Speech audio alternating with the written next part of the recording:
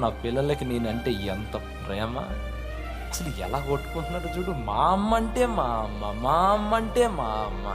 చాలా సంతోషపడిపోద్ది. నాకు ఇంకేం దిగులు లేదు. నా పిల్లలు ఉన్నారు, బంగారం లాంటి పిల్లలు, పువ్వుల్లో పెట్టి చూసుకుంటారు నన్ను అని ఎంత సంబరపడిద్దో ఆ తల్లి ఆ తండ్రి. కాలచక్రం గిర్రం తిరుగుతుంది. మరొక పోట్లాట ఆ తల్లిదండ్రులకు వినబడిద్ది. ఏమన్నా తెలుసా?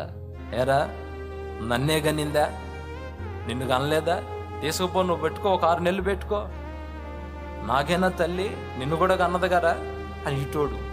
అటోడు అంటాడు, నన్నేనా గనింది, నిన్ను కూడా గనిందిగా, తీసుకుపో అని. ఇద్దరు, మీ అమ్మే లేదు నిన్ను కూడా గనింది కదరా, నువ్వే తీసుకుపోని చివరికి ఆ ఇద్దరు కలిసి ఇంట్లో నుండి బయటికి నెట్టేస్తే అప్పుడు ఆ అమ్మ ఆ నాన్న అనుకుంటారు, ఏంటా ఈ జీవితం. ఆ మంచంలో కూర్చొని లేకపోతే పూరి గుడిసెలో కూర్చొని ఈ పిల్లలు తల్లిదండ్రులతో ప్రేమగా ఉంటుంటే ఆ తల్లిదండ్రులు ఏమనుకుంటారో తెలుసా?